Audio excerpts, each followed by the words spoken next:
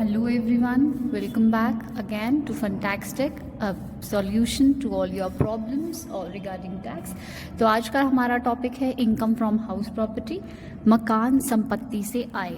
जब भी कोई इंसान मकान संपत्ति से इनकम कमाता है, आय को प्राप्त करता है, तो मकान संपत्ति की आय को हम किस तरीके से टैक्स लगाते हैं, इसके बारे में आज हम पढ़ने जा रहे हैं। As we all know, income tax में 5 हेड्स होते हैं इनकम कमाने के। First one is income from salaries, यानी वेतन से आय। Second head we have is income from house property, which we are going to do today. आज हम इसको डील कर रहे हैं, सेकेंड हेड ऑफ इनकम को, इनकम फ्रॉम हाउस प्रॉपर्टी, मकान संपत्ति से आय। हमारे पास बाकी भी और 3 हेड्स और भी हैं, क्योंकि कुल मिला के आपके 5 हेड्स होते हैं इनकम के। थर्ड हेड होता है profits and gains of business और प्रोफेशन। फोर्थ हेड होता है capital gains and fifth head होता है इनकम फ्रॉम अदर सोर्सेज। धीरे धीरे आपको इन सब की वीडियोस मिल सकेंगी। आप चैनल को सब्सक्राइब कीजिए तो आपको आगे की वीडियोस भी देखने को मिल सकती हैं। सो अभी जो हम कर रहे हैं that is income from house property, मकान संपत्ति से आय। मकान संपत्ति की आय को हम किस तरीके से डील करते हैं इनकम टैक्स में, let us have the quick review. एक प्रावधान इनके पढ़ लेते हैं हम, कौन सी इनकम को, रेंटल इनकम को हाउस प्रॉपर्टी के अंदर टैक्स लगाया जाता है। So any income which is received in the form of rent, we can say rental income, किराए की आय। किराए की आय को हम मकान संपत्ति में डील करते हैं, बाकी कोई और इनकम को हम डील नहीं करते।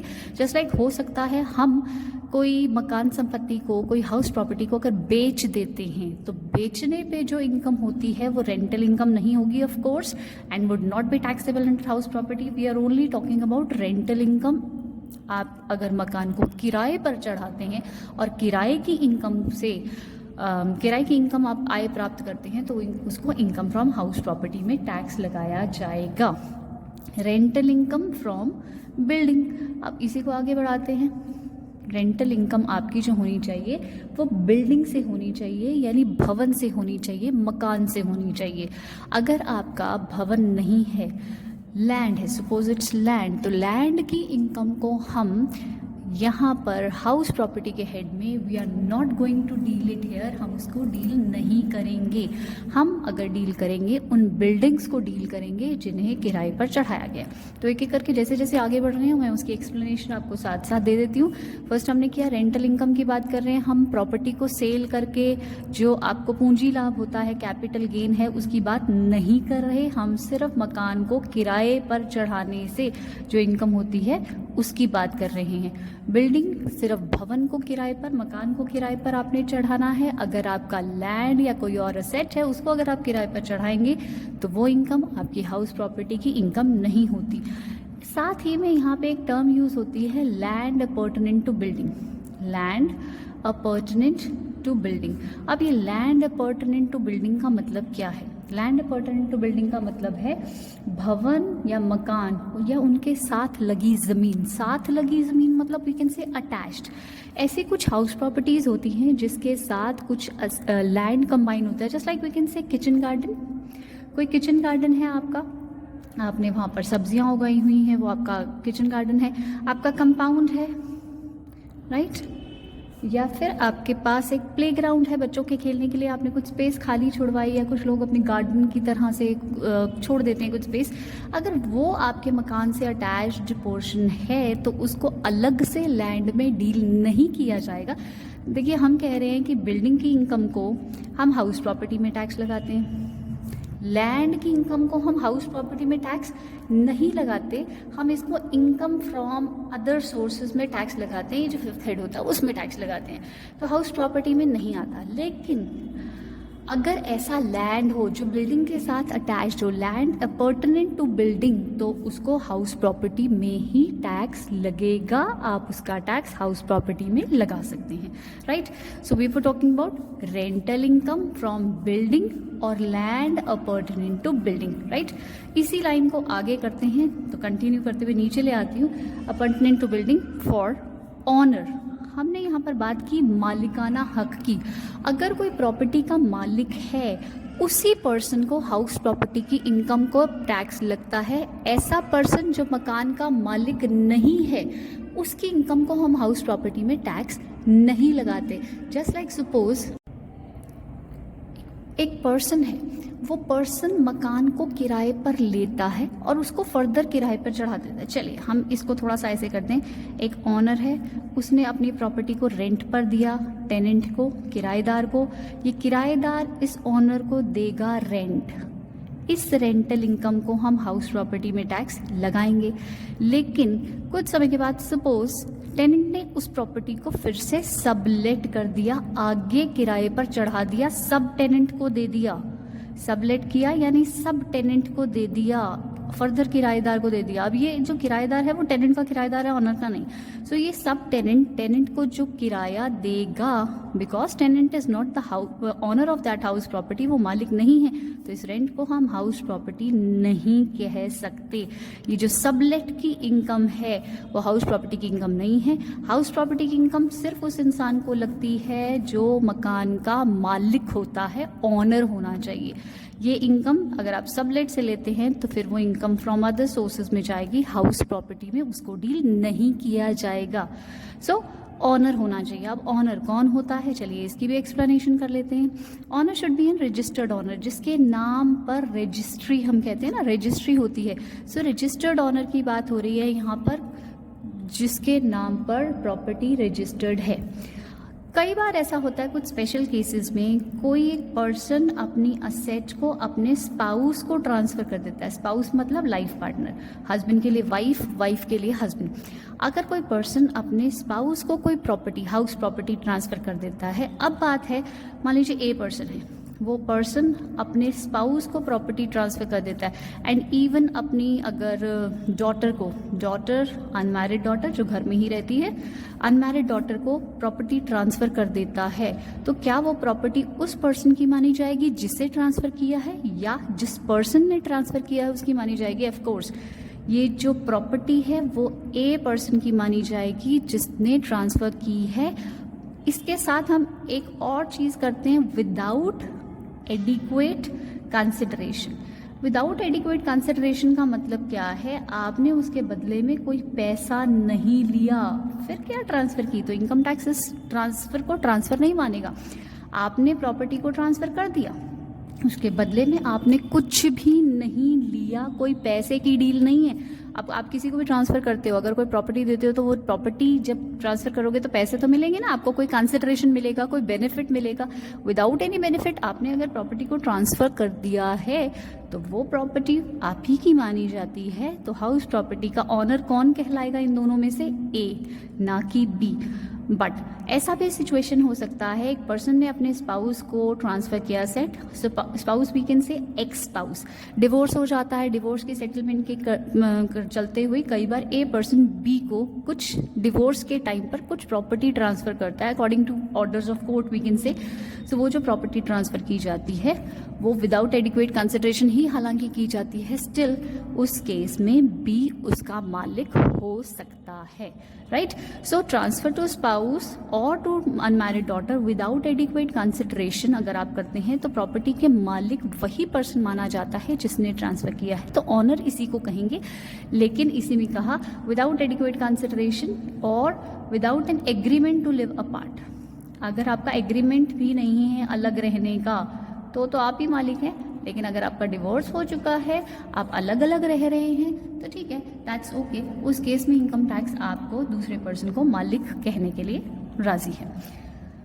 Point number 3 we can say cooperative society. कभी कभी कोऑपरेटिव सोसाइटी किसी हाउस बिल्डिंग स्कीम के तहत, कोई हाउस बिल्डिंग स्कीम होती है कोऑपरेटिव सोसाइटी की, वो हाउस बिल्डिंग स्कीम के तहत कोऑपरेटिव सोसाइटी कोई सहकारी समिति अपने मेंबर को कोई हाउस अलॉट कर देती है स्कीम के अंडर, तो वो जो पर्सन है, मतलब कोऑपरेटिव सोसाइटी ने मकान संपत्ति ट्रांसफ़र की किसी मेंबर को, तो कौन माना जाएगा इसका ऑनर? इस केस में मेंबर उसका ऑनर कहलाया जा सकता है, क्योंकि कोऑपरेटिव सोसाइटी मेंबर्स के वेलफेयर के लिए ही काम करती है, और अगर उन्होंने स्कीम के अंडर मेंबर को कोई बेनिफिट दिया है तो वो मेंबर का हक बनता है, वो उस प्रॉपर्टी का मालिक माना जाएगा।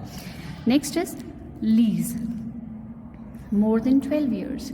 12 साल से ज़्यादा अगर आपने किसी को लीज दी है और उस पर्सन ने उसके ऊपर कुछ कंस्ट्रक्शन कर ली है, so that person will be treated as the owner of that house property.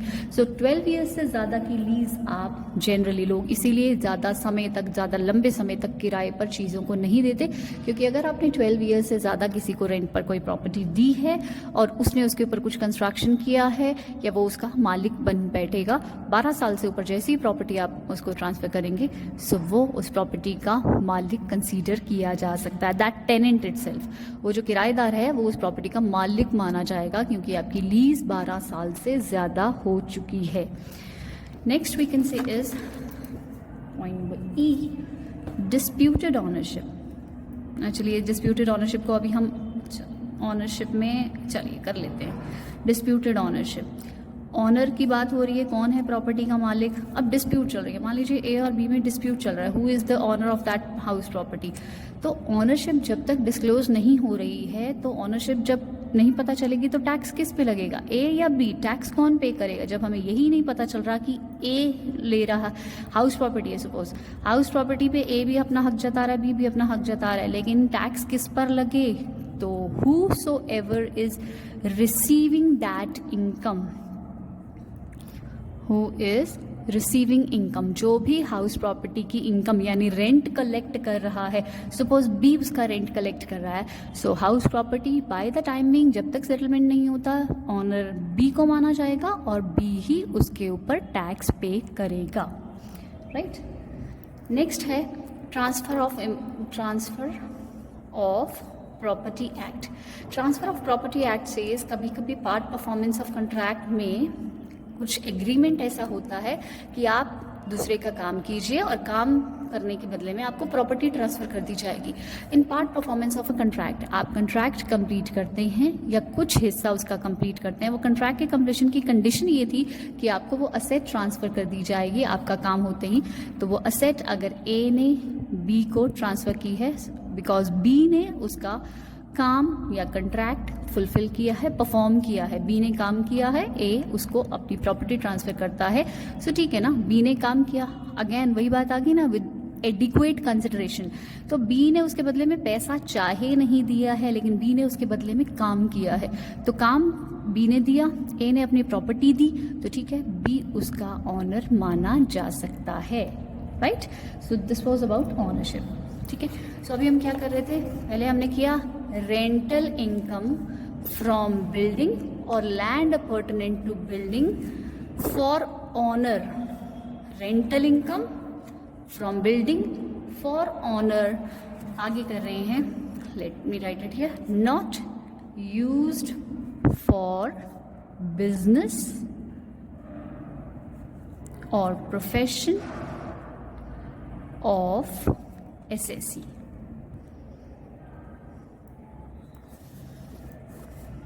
अब इसको एक्सप्लेन कर देते हैं। अगर कोई प्रॉपर्टी बिजनेस और प्रोफेशन के इस्तेमाल में आ रही है तो उस प्रॉपर्टी की इनकम को हाउस प्रॉपर्टी की इनकम नहीं माना जाएगा। कैसे? Let me take an example. आपने अपनी प्रॉपर्टी किराए पर ही दी है, लेकिन उस किराएदार जो उस प्रॉपर्टी के हैं वो आपके खुद के कर्मचारी यानी एम्प्लॉयज़ हैं, और उन एम्प्लॉयज़ को आपने प्रॉपर्टी इसलिए किराए पर दी है क्योंकि उनका होना आपके बिजनेस के लिए बेनिफिशियल है, उनका वहाँ उस प्रॉपर्टी पर होना आपके बिजनेस के लिए लाभकारी है।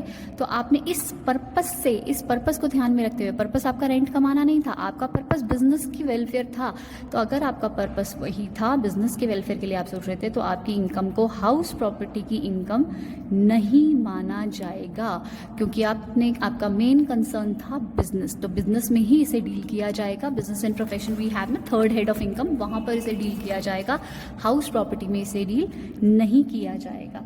अगर आपने प्रॉपर्टी दी है फॉर सेफ्टी और सिक्योरिटी ऑफ बिजनेस, कई बार हम सेफ्टी और सिक्योरिटी के पॉइंट ऑफ व्यू से किसी ऐसे पर्पस से, सपोज हम किसी पुलिस स्टेशन वालों को पुलिस स्टेशन वालों को अपना प्रॉपर्टी दे देते हैं। किस लिए दे देते हैं? क्योंकि पुलिस स्टेशन अगर होगा वहाँ पे तो हमारा बहुत कॉस्टली प्रोडक्ट्स हैं हमारे, वो सेफ़ रहेंगे। या फिर हम किसी फायर ब्रिगेड वालों को दे देते हैं, या फिर हम कुछ ऐसा करते हैं जैसे बैंक्स को, ATMs को किराए पर दे देते हैं। उससे क्या होगा, हमारी फाइनेंशियल नीड्स जो बिज़नेस की होती हैं वो साथ साथ पूरी होती रहेंगी। तो हमारा जो पर्पस था वो बिज़नेस था, हमारा पर्पस रेंट कमाना नहीं था। इस केस में आपकी इनकम हाउस प्रॉपर्टी की इनकम नहीं होगी, उसको बिजनेस एंड प्रोफेशन में ही थर्ड हेड ऑफ इनकम में डील किया जाएगा। सेकंड हेड ऑफ इनकम यानी हाउस प्रॉपर्टी में डील नहीं किया जाएगा, राइट। तो बिजनेस एंड प्रोफेशन में अगर आप उसे इस्तेमाल करते हैं तो वो इनकम हाउस प्रॉपर्टी की इनकम नहीं होती। और एक चीज़ हम यहाँ पर कर लेते हैं, और any other purpose. I am going to write the complete line again, दोबारा लिखूंगी। अभी आप छोटे छोटे पार्ट्स इसके कर लीजिए, उसके बाद हम इसको फर्दर एक्सप्लेन करते हैं। Just like paying guest accommodation, PG, लोग PG में रहते हैं। अब PG की इनकम को क्या रेंटल इनकम मानकर उसे हाउस प्रॉपर्टी में डील किया जाएगा? Of course not. रीज़न क्या है उसका? हम घर लेते हैं किराए पर, आप घर लेंगे तो हाउस प्रॉपर्टी का रेंट पे करेंगे, रेंट पे करेंगे तो ऑनर के लिए उस रेंट का टैक्स लगेगा। लेकिन PG से, इस PG में आपको एक्स्ट्रा फैसिलिटीज़ भी देनी पड़ती हैं, जस्ट लाइक बिजली, पानी बीच में ही होता है, खाना बीच में ही होता है। तो उस इनकम को हाउस प्रॉपर्टी की इनकम हम नहीं कह सकते, क्योंकि हाउस प्रॉपर्टी में we deal only rent from building. Building का जो आपका किराया आता है उस रेंट को हम इंक्लूड करते हैं हाउस प्रॉपर्टी में, अदरवाइज हम उसको इंक्लूड नहीं करते। So let me right the complete right line again. मैंने जो जो आपको बताया वो उसको एक बार दोबारा से रिपीट करते हैं पूरी लाइन को। रेंटल इनकम, हम रेंटल इनकम की बात कर रहे हैं, हम प्रॉपर्टी को बेचकर कैपिटल गेन कमाने की बात नहीं कर रहे। रेंटल इनकम कहाँ से? बिल्डिंग से। रेंटल इनकम फ्रॉम बिल्डिंग, मकान संपत्ति से।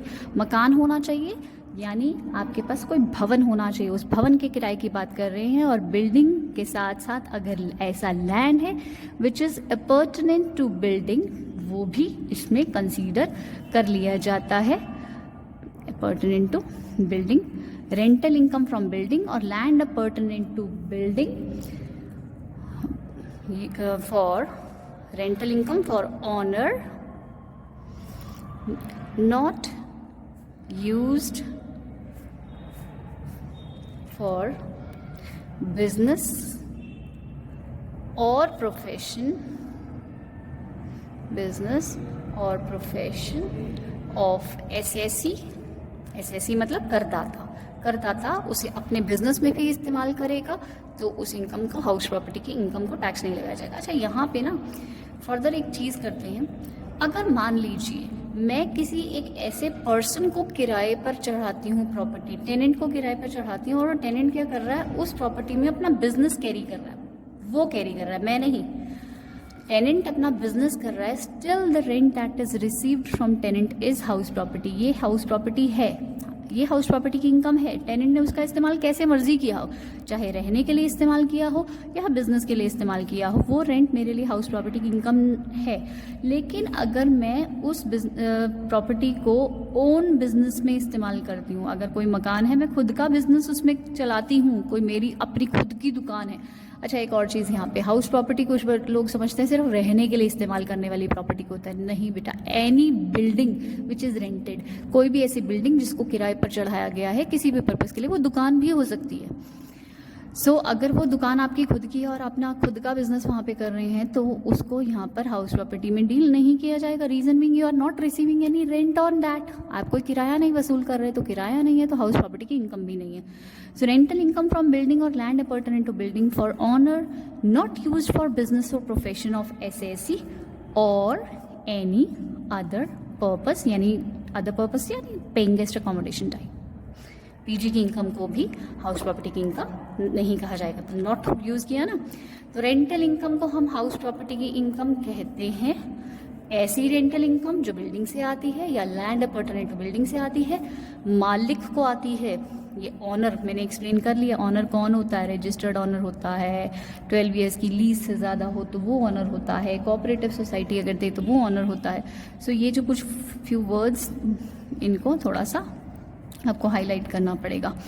And not use for business and profession. आप बिजनेस और प्रोफेशन के लिए अगर इस्तेमाल करते हैं तो वो इनकम आपकी हाउस प्रॉपर्टी की इनकम नहीं होती। नॉट लिखा ना, नहीं होती।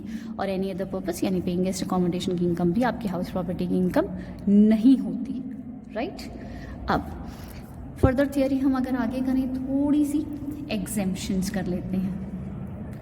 Exemptions regarding income from house property. Exemptions regarding income from house property. अब ऐसी कौन कौन सी हाउस प्रॉपर्टीज़ हैं जिन पर हम हाउस प्रॉपर्टी के हेड में टैक्स नहीं लगाते। Although that is house property, वो है हाउस प्रॉपर्टी, मकान संपत्ति है, बिल्डिंग है, स्टिल उसके किराए पर हम लोग टैक्स नहीं लगा रहे, स्टिल उस हाउस प्रॉपर्टी में हम लोग टैक्स नहीं ले रहे। ऐसी कौन कौन सी हाउस प्रॉपर्टीज़ हो सकती हैं जिनमें टैक्स नहीं लगता। First one is farm house. Farm house की आपकी जो भी इनकम होती है उसको टैक्स नहीं लगता। अगर आप किसी फार्म हाउस को किराए पर चढ़ा देते हैं, किसी किसान को दे देते हैं। फार्म हाउस कौन सा होता है? जनरली जहाँ खेत होते हैं उसके इमीडिएट विसिनिटी में, आसपास या बीच में कहीं एक फार्म हाउस स्थित होता है जिसको स्टोर हाउस या ड्वेलिंग हाउस की तरह इस्तेमाल किया जाता है। उस फार्म हाउस को किराए पर चढ़ाने पर अगर आपकी इनकम होती है, क्योंकि वो कृषि से कनेक्टेड है, एग्रीकल्चर से कनेक्टेड होता है फार्म हाउस, इसलिए उसकी इनकम को टैक्स नहीं लगाते। We have already done agricultural income, कृषि है जो होती है वो एग्जेम्प्ट होती है। तो एग्जेम्प्ट होती है तो उसके किराए पर भी टैक्स लगाना, चाहे हाउस प्रॉपर्टी हो या कोई भी हेड हो, वाजिब नहीं है। सो हाउस प्रॉपर्टी हेड में अगर फार्म हाउस की इनकम है तो उसको टैक्स नहीं लगता। Next is self occupied house. अगर कोई इंसान कोई प्रॉपर्टी है, हाउस प्रॉपर्टी है, उसकी बिल्डिंग है, वो उसे किराए पर ना चढ़ाकर खुद के लिए इस्तेमाल करता है तो उस इनकम को भी हाउस प्रॉपर्टी की इनकम में डील नहीं किया जाएगा, क्योंकि वो किसी को किराए पर दे ही नहीं रहा है। जब किराए पे नहीं दे रहा तो हाउस प्रॉपर्टी में कैसे डील किया जाएगा। इसमें वी कैन से कुछ और फर्दर एग्जाम्पल्स कर लेते हैं। One palace of x Indian ruler. X Indian ruler का मतलब होता है किसी रियासत का राजा। भारतीय रियासत के जो राजा रहे हैं उनका एक महल जो होता है उसकी इनकम को हम एग्जेम्प्ट करते हैं, उस पर टैक्स नहीं लगाया जाता। अभी हमने बिजनेस में भी किया था, चलिए let me do it again. Self occupied for own business. आप अपना खुद का बिजनेस चलाते हैं अपनी एक हाउस प्रॉपर्टी में, उसको भी हाउस प्रॉपर्टी में डील नहीं किया जाता। ये सब हम वही एग्जांपल्स कर लेते हैं ना। फार्म हाउस को हाउस प्रॉपर्टी में डील नहीं किया जाता। One palace of x Indian ruler को हाउस प्रॉपर्टी में टैक्स नहीं लगता। ओन बिजनेस में हाउस प्रॉपर्टी में टैक्स नहीं लगता। अगर आपने उसको self occupied for own residence किया हुआ है, आप खुद रहते हैं उस बिल्डिंग में, तो भी आपको हाउस प्रॉपर्टी पे टैक्स नहीं लगता। आप कोई 2 घर अपने पास इस्तेमाल कर सकते हैं। 2 घर आपके लिए छूट है, आप 2 घरों का इस्तेमाल अपने लिए कर सकते हैं। आप 2 घर ना बेटा, यहाँ पे एक और चीज़ भी कई बार कंफ्यूजन हो जाती है। कई बार हाउस की कई सारी मल्टीपल स्टोरीज होती हैं, ground floor, first floor, second floor. तो फ्लोर्स की बात नहीं कर रहे, हम हाउस की बात कर रहे हैं, हम बिल्डिंग की बात कर रहे हैं। 2 घर आप अपने पास रख सकते हैं। 2 घर, राइट। 2 स्टोरीज या 2 पोर्शंस की बात हम नहीं कर रहे, राइट। ओके, उसके बाद आपके पास आता है कुछ और एक और पॉइंट है। जस्ट लाइक कुछ इंस्टीट्यूशंस होती हैं, just like we can say scientific research institution. कोई भी साइंटिफिक रिसर्च इंस्टीट्यूशन जिन्हें हम कहेंगे वैधानिक शोध संघ, शोध यानी एक्सपेरिमेंटेशन, ये साइंस की रिसर्च में जो लगे होते हैं, या फिर कोई भी एजुकेशनल इंस्टीट्यूशन वी कैन से, इनके पास कोई भी हाउस प्रॉपर्टी अगर होती है ना, उस पर टैक्स नहीं लगता। क्यों नहीं लगता? Let me tell you. कोई हॉस्पिटल अगर है, कोई ट्रेड यूनियन अगर है, कोई चैरिटेबल इंस्टीट्यूशन है, कोई भी चैरिटेबल इंस्टीट्यूशन है जिसका काम चैरिटी करना है, कोई पॉलिटिकल पार्टी है, ठीक है। अगर इनके पास कोई हाउस प्रॉपर्टी है और उसका किराया उनकी इनकम हो रही है, and this is let out not for profit, उनका मकसद प्रॉफिट कमाना नहीं है, इन टाइप की इंस्टीट्यूशंस के पास कोई एक हाउस प्रॉपर्टी है, उस पर इनकम आ रही है and they are operating on non profit basis, ये प्रॉफिट के लिए, लाभ के लिए काम नहीं कर रहे, तो इनकी इनकम को हाउस प्रॉपर्टी में डील नहीं किया जाता, उसको यहाँ पर टैक्स नहीं लगता। Right, is that okay? So ये आपका थियोरेटिकल पोर्शन है। नेक्स्ट वीडियो में हम इसका प्रैक्टिकल पोर्शन करने वाले हैं। That is very very easy. जो बच्चे ये सोच रहे हैं, जो लोग ये सोच रहे हैं कि हम सिर्फ थियोरी करके पास हो जाएंगे, बेटा थियोरी इट्स ओके, आपको करनी चाहिए, बट जब तक आप न्यूमेरिकल नहीं करते, आपको थियोरी का कमांड नहीं आता, so just go through the numericals. आप न्यूमेरिकल पोर्शन से गो थ्रू करें, आपको थियोरी लिखने में भी उससे हेल्प मिलेगी डेफिनेटली।